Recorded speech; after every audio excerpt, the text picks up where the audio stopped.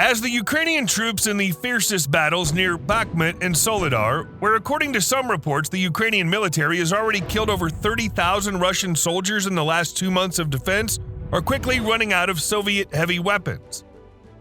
Western leaders, represented by the presidents of Poland and Lithuania at a meeting with President Zelensky in the Ukrainian city of Lviv a few days ago, directly stated that they were ready to immediately replace them with Western ones. We're talking about tanks, and not any tanks, namely the legendary German Leopard 2 tanks. Because this Ukrainian-Russian war is becoming the largest ever confrontation between Russian and Western armaments, and members of the alliance simply need to show their superiority. A few days later, British Prime Minister Rishi Sunak made the same statement, stating that his country was also sending a squadron of Challenger 2 tanks to Ukraine in support of Poland and Lithuania. But why did the West decide to hand over modern tanks and not something simpler? The thing is that the same German Leopard 1 tank created in the mid-1960s can hardly seriously compete with the upgraded Russian T-72B3 tank, not to mention the T-90A tank. As for the American Abrams tank, the issue of their delivery is still open. And maybe in the coming days the US Congress will still give the green light to send them to Ukraine, but so far there's no such information. In this video, we'll tell you about the Leopard 2 and assess whether it can worthily stand up to the Russian equipment and confidently defend the democratic values. Please give this video a thumbs up and subscribe to the channel, and let's start. The main battle tank in Europe, the Leopard 2, has replaced the Abrams, a much more expensive tank with similar performance. The significantly lower price range of Leopard 2 tanks is a big advantage for Germany. For example, the latest redesigned version of the Leopard 2A6 costs $6.79 million. At the same time, its competitors are much more expensive. The price of the Abrams M1A2 SEP reaches $8.5 million. The British Challenger 2 will cost $8.6 million, and the French AMX-56 Leclerc breaks records and costs $10 million. However, for Ukraine, the price fluctuations are not significant. The supply of weapons is carried out on the terms of a land lease, which does not aim to seek any payments for the delivered weapons. It's assumed that, just like during the Second World War, the recipient country will pay only for the equipment received under the land lease, which it decides to keep after the war. More importantly, Ukraine needs Leopard 2 to effectively fight the Russian main battle tank T-72B3, which is widely used by Russian troops during the full-scale invasion of Ukraine. Leopard 2 was created amid fears of a full-scale war in Europe, which was predicted by NATO. In the event of an escalation of the conflict, strategists expected an invasion of Soviet tanks, ironically the leading of which was the T-72. This tank was another German improvement in preparation for conflict with the Soviet Union. It was expected that sooner or later they'd clash in battle. Just as in 1943 near Prokhorovka, German Tigers fought against the T-43. During the war with the USSR, important problems for Germany were problems with resources, engine power, and most importantly, the Germans did not know how to repair their complex tanks in the field. The modified Leopard 2 is quite bulky and heavy, but it completely overcame the problems of then Germany. The Leopard 2 combines good maintainability, the complete power pack can be replaced even in the field in 35 minutes, and many other improvements. Thus, the mileage of Leopard 2 before overhaul is 10,000 kilometers. The power plant is a turbo diesel engine with a capacity of 1,500 horsepower, combined into one unit with a hydromechanical transmission. Let's not forget about the different dimensions of this battle tank. Its whole length is 7.7 meters. Its width is 3.7 meters, and its height is 2.8 meters. Weight, 63 tons. Excellent performance characteristics.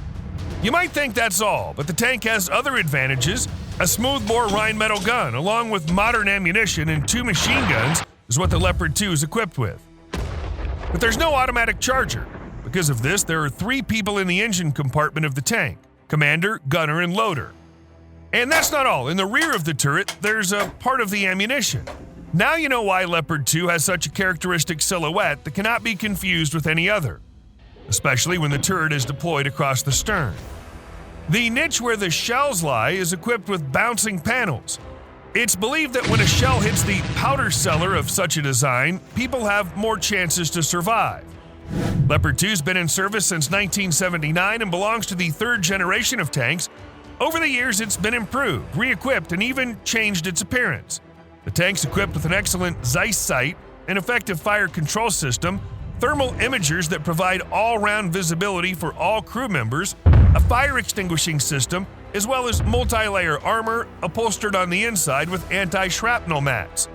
The latest and most relevant modifications are 2A5 and 2A6.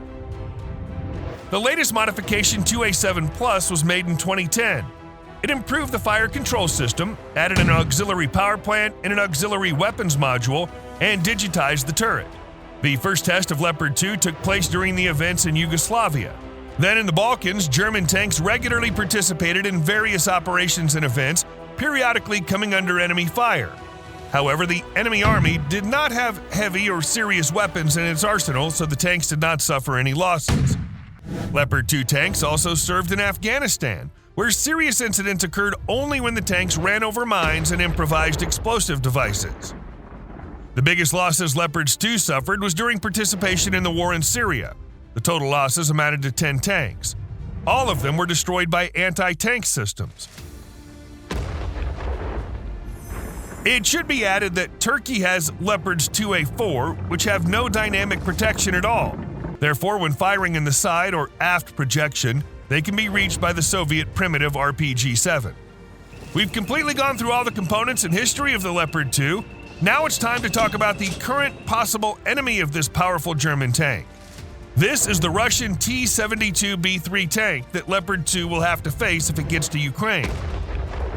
The main battle tank, T-72, appeared in 1973, after which it was modernized for several days. The latest version of the T-72B3 appeared in 2011. A possible advantage is that the Russian tank is much lighter than the German tank, only 46 tons. However, the Russian tanks of the first years of production were equipped with an 840 horsepower engine, which is why the specific power was only 18.3 horsepower per ton. At the same time, Leopard 2, thanks to its 1500 horsepower engine, has 23.8 horsepower per ton. That is, by these indicators, German is frankly leading. But with the new wave of modernization which occurred in 2016, the T-72B3 is equipped with an 1130 horsepower engine. Therefore, the specific thrust of the Russian tank immediately jumped to 24.5 horsepower per ton. It's worth noting that some of the characteristics of the T-72: it has a smoothbore 125mm gun, 2A46 M5, which is at least as good as the 120mm Leopard. In addition, the T-72 has an automatic loader, so there are 2 people in the turret instead of 3. This reduces the size of the turret. The T-72B3 compared to the Leopard 2 generally looks like a teenager compared to a grown man. It's more than 17 feet lower, 33 feet shorter. Add to this a rounded shape, optimal for the ricochet of enemy shells, good armor, and dynamic protection on early modifications Contact 5, on later Relief. So Leopard 2 has a well-armed, protected, restless enemy. We hope that the installed first-class Zeiss optics and modern electronics will help overcome Russian aggression thanks to its powerful sight, so equal opponents will meet in Ukraine. But as always, the success of combat use at the equality of forces depends on the ability of commanders and specific crews to properly use the available material. And this is where the Russian side has a great advantage, because for the Ukrainian army, Leopard 2 is an unfamiliar vehicle. Russian tankers have driven their T-72s for thousands of kilometers on training grounds, but in any case, Leopard 2 should be in Ukraine. After all, in addition to experience, the motivation of the personnel plays an important role, which Ukrainians have enough of. They're fighting for their country's independence, families, and homes. What do you think about all this? Will the German Leopard 2 help Ukrainians in their war against the Russians? Write about it in the comments below. Be sure to subscribe to our channel and like our videos if you like them. This will help spread our content to other people interested in it. We'll see you soon. There are many more interesting reviews of various weapons waiting for you.